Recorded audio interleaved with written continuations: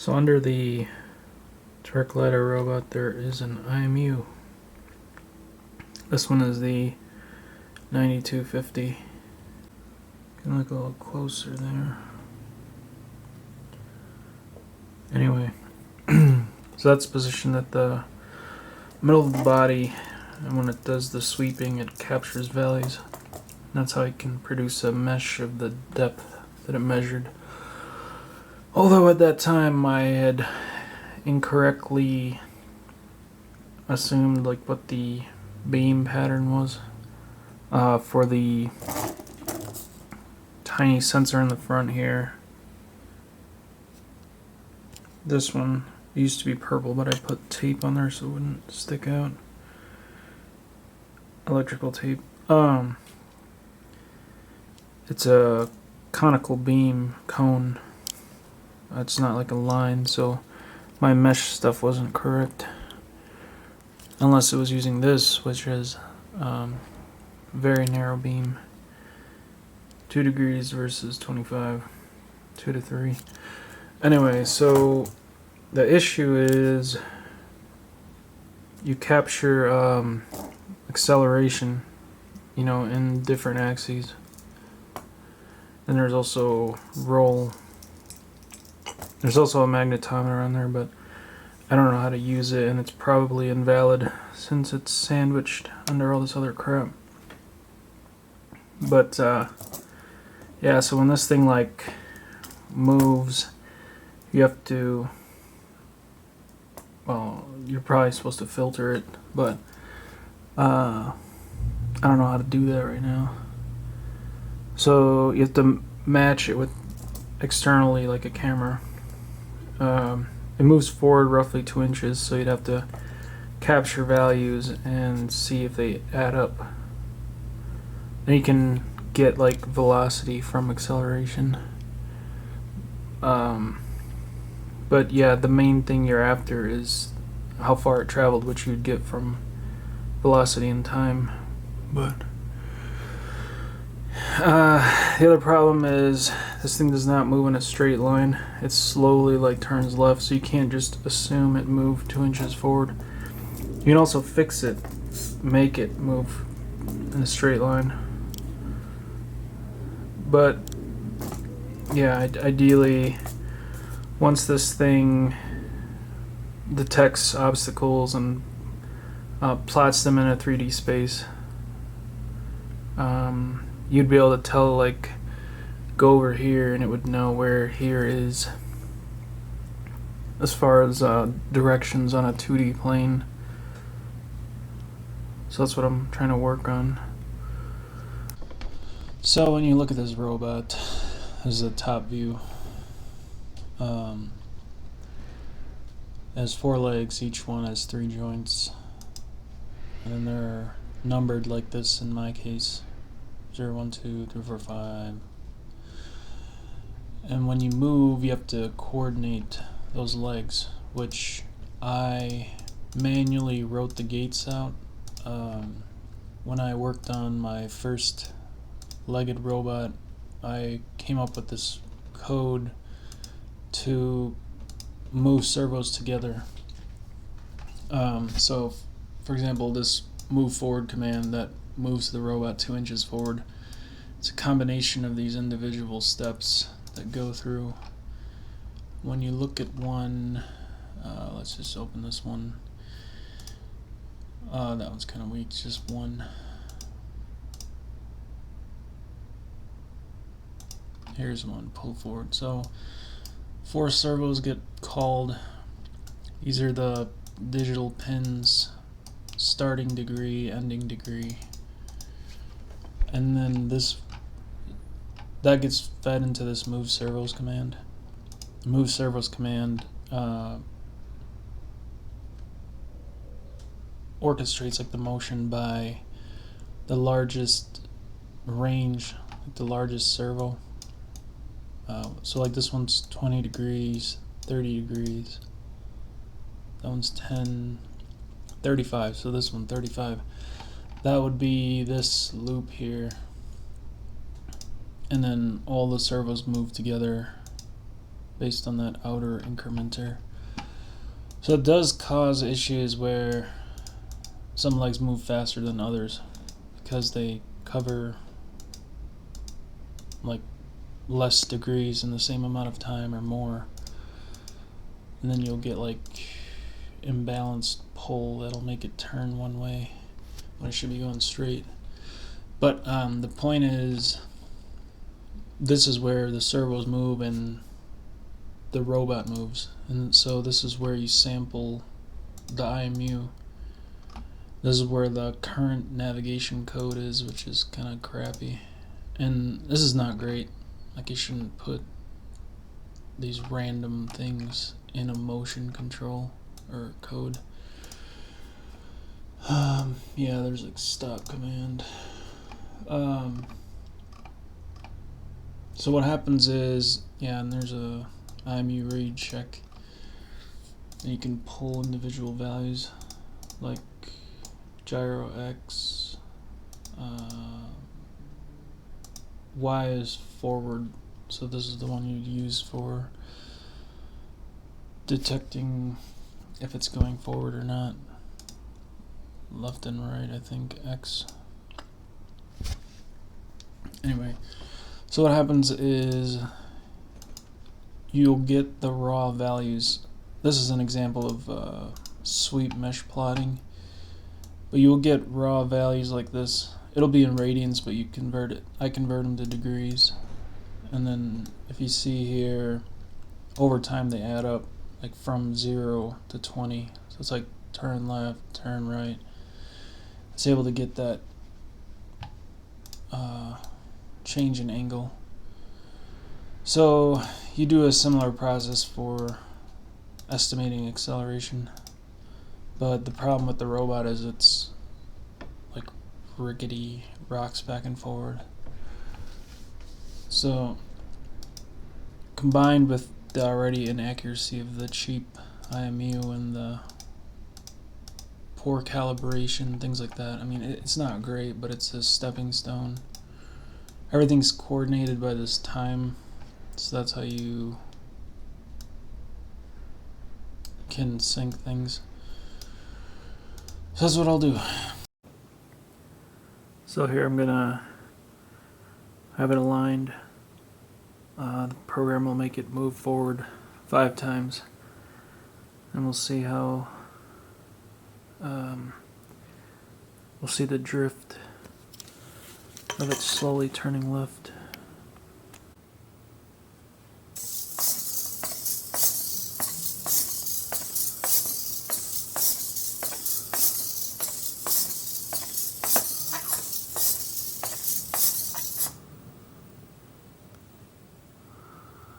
So yeah, it's turning left, or rotating left over time. Here we can also see it on carpet.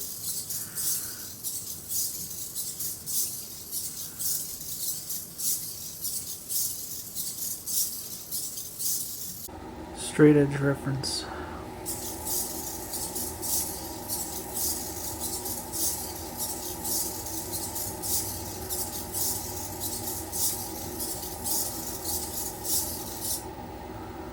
That's not bad.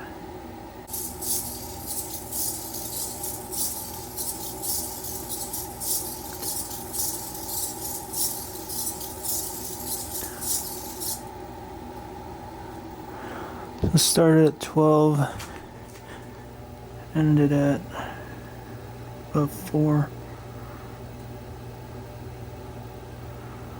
Means 8. So yeah, the 2-inch forward is still accurate. I think the code is less than 5, so 4 times. No, 0 to 4 is 5, so maybe it's moving less than 2 inches then. It's also not straight. I'm gonna try it again.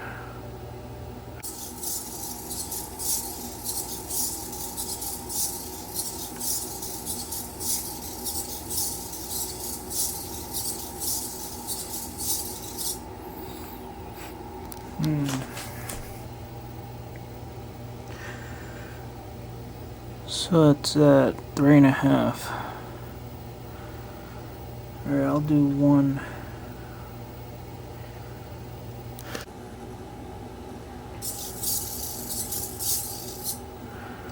See here, it moved. Well, no. Moved 1 3/4. Okay.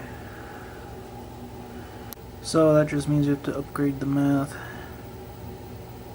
1.75 inch per gate. Anyway, the main thing is to capture the drift and rotation with the IMU as accurately as possible. Okay, sorry for screen recording with a camera. What I was thinking is I will record all these values as the robot moves. The millisecond time coordinator, you got X and Y accel for forward and left, or forward horizontal, and I'll also capture Z rotation, which is, so as it like slowly turns left, I'll know which way it's facing. And then as far as recording the values, if IMU read doesn't go, I'll just put it down as a miss and then I'll clean it up. The problem is actually, yeah, I have to, yeah, okay. Overlapping values is only a problem for sampling, sweeping, which for the mesh plotter on the web, it removes that in the JavaScript side, but anyway, it won't apply here. Yeah, so I'll put something together. And what I'll do is I'll process it in spreadsheet before I turn it into some C++ function, because it's easier for me to think that way versus C++, because I'm not that good at C++. Like if I use JavaScript or something, I can work with data easier than C++. Because C++, you gotta do all this formatting, like, you know, instead of just a basic object or something, you gotta be like, it's a map with an int key, and then a map with an int key, and then floats, vector, yeah. I barely understand this, so it's like I gotta, that's from the previous one up there. I'm just repurposing it to follow this. I haven't changed it yet. Yeah, this code is nasty. There's just crap everywhere, and it's like written months apart. So I've written various like front ends for this thing.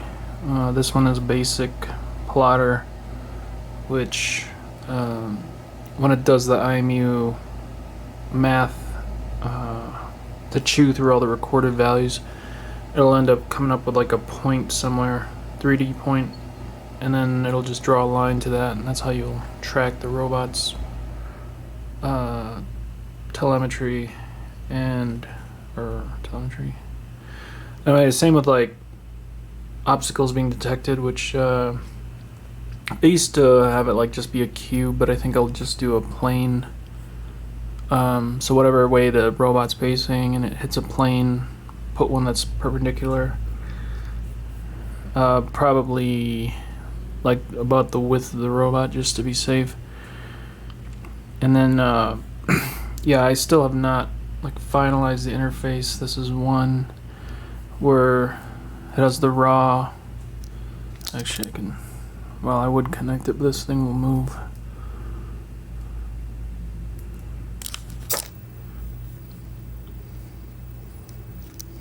Will it connect? I don't know. Oh, probably not, because these other ones are there. Oh god.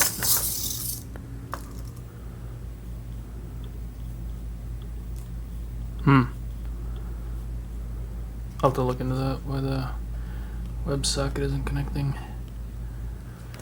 Anyway, yeah, so I'll have to come up with a. Oh, this is the import from SketchUp into 3JS. So there's also this.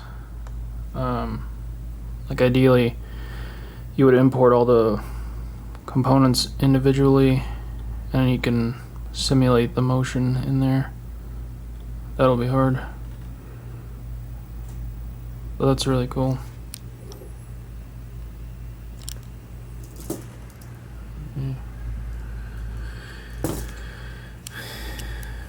Okay, yeah, I got it back. The IP on the ESP01 changed. Just did an ARP scan and it changed by 1. I think, let me see if I can.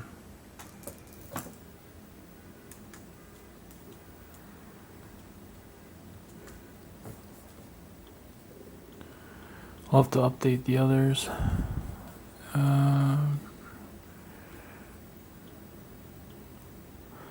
This one, it's broken out, so that's nice. There's a socket.js file. There. So now it's talking to the robot. See the blinking there? Every time it transmits, it lights up blue. Got a poll. The poll is because this WebSocket code I found, it doesn't keep alive, like it doesn't stay open. Once it connects, it immediately dies, so I've got this nasty loop thing going on. And the serial communication can get clogged up if they're not synced right, so there's like some nasty clearing going on. I mean, I'm able to transmit like 12 kilobytes of data, but it takes a long ass time. Because like every poll is about a second or 2 round trip. And you only send like 250 characters every send. Anyway, this is my setup. Get a VS Code to actually do the edits, and then TNC to compile in Flash. I'm recording the screen because I do the screen recording with audio on my Windows desktop. Anyway, this is the code. So when it does a move forward or turn command, I'll set this boolean to true, track IMU, and then it'll write all this data. And then I'll have to crunch it to find out how far it went. And in terms of 3D space, assuming fixed Z, I'll have a new point to add to the 3JS map. I want to briefly describe what I'm trying to do. So let's say these are, is that water? Gross. Let's say these are boxes, and this is the robot's trajectory. Like it's supposed to go straight, but it slowly turns left. Takes this one, turns, goes this way, turns. Right now I only have forward and left gates because it's not easy to mirror it because the robot has a specific stance. It'll have to like flip them anyway. So what happens is this is the actual actions, and then this is what you end up with once you deal with the IMU and plot it. And then this is the rotation. Not really sure what it's for right now. Get out of here. Yo! And then use a REPL to prototype chunks of code, like how to dump the map of floats. He likes to sleep where it's warm.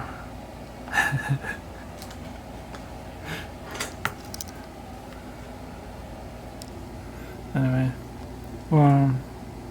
so I wanted to say the right side is like the state that the robot has, and Oh, maybe he's gonna sit in this chair.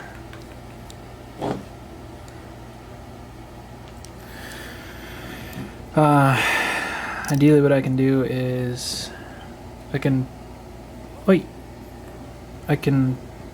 pick something here, tell it to go here, and the robot's here, and it'll know to go that way. Of course, it would have to know to avoid that and go like that. So that would be interesting to do. This would be the web interface.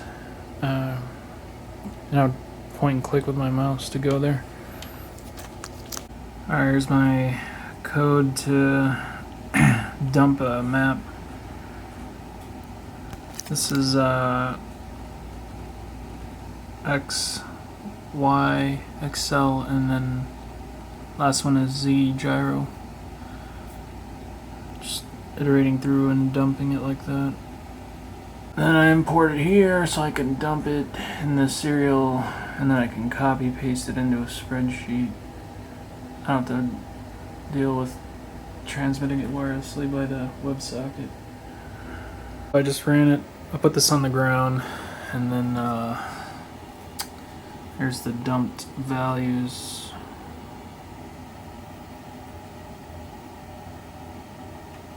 Is that focused? Can't tell. Hold on. That looks good. So at the very top, this is the battery voltage, 3.74. I just got the dumping somewhere. And then these are the millis timestamps. So it went from 12.8 seconds all the way to 15.4 during a single forward gate command. And all these values are the IMU samples. 00 means it was not able to read, so I have to jump, like average it out. I have to see how bad that is. So what I'm going to do is, you can't just copy and paste this into Excel as is, so I have to like treat this entire thing as a string, parse it with JavaScript, and then output it into HTML, where you can right click and copy it into a spreadsheet with the correct cell separation. So here it is. Take the output to string. It's a lot. Parse it by new line, and then parse it by commas. Then you create an HTML table, millisecond key values. You just copy paste this into Excel. This could have been cleaner, but I didn't really want to deal with passing array down and flatten. But it works. So actually I already wrote a function in the past to take the accelerations and turn it into velocity, or distance covered, feet per second, walk time. I forgot how it works though, so I'll just do it again. Good refresher. So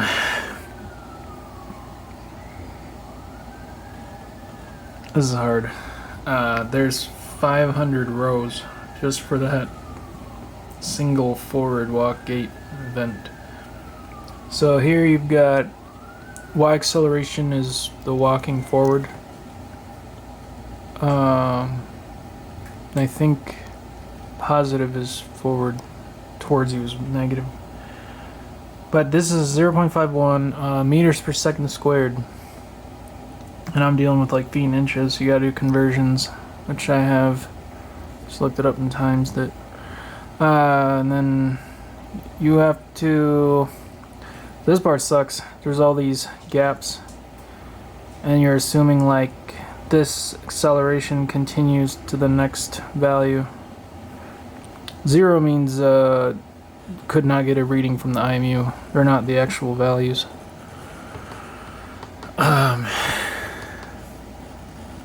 And you'll also see that these values flip between positive and negative.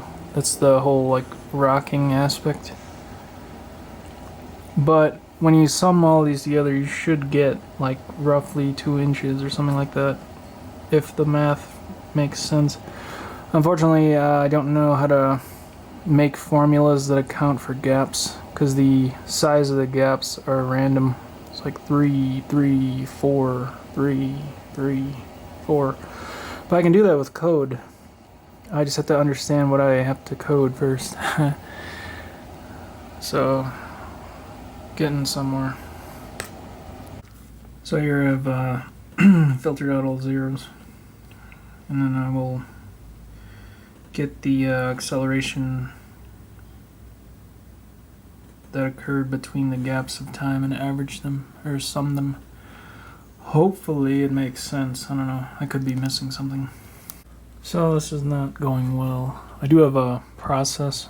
I'm assuming that the very first row is like 0 velocity, 0 position, and then you use the elapsed time and the,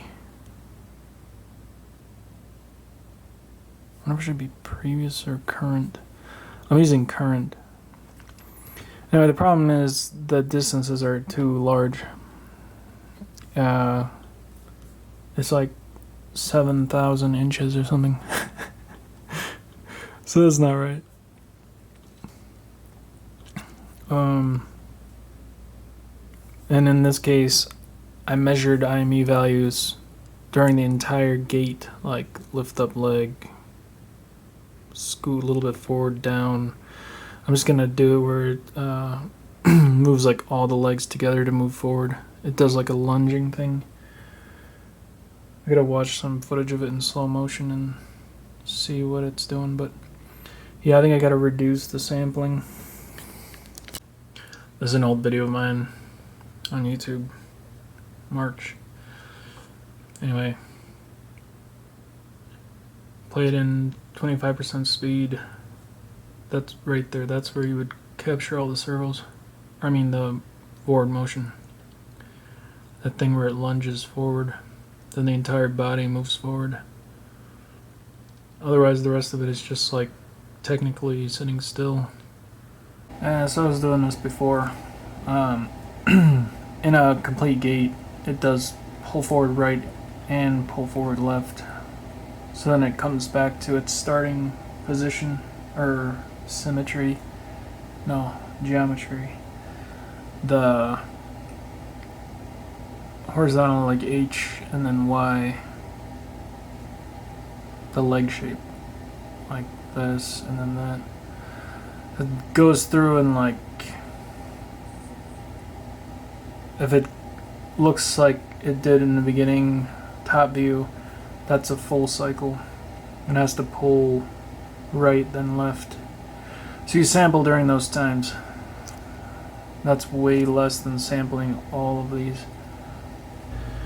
Okay, so I resampled. This is a lot better. Now there's only 66 samples versus 570 something. And the term is displacement. That's the what you're trying to get from acceleration and velocity. And after all that, it's not correct. It says it moved 36 inches. That's not right. Yeah, I don't know. I gotta think about this more. So there's a displacement formula. S equals initial position time plus half at squared. So if I do that for all of them and omit this random value that's like 30 or almost 1 meter per second squared, like that's an outlier value, then I get a 3.39, which is closer to the expected almost 2. It's still bad, but I think I'm supposed to do like integration. I did plot the thing and I still don't know what it means. This is I think this is 0, 0, 1, 0. Oh, is that velocity? Yeah. Anyway, TLDR, I don't really know what I'm doing. And what's sad is 10 years ago or 12 years ago, this is what I was going to school for, is physics and engineering, and That was like the first class he took as 101, Physics 101. Covers kinematics, and yeah, I forgot. I also took like Calc 3, Diffie Q. I just didn't use it. And then in the end I went to computer science, or tried to, but I ended up working in as an SWE.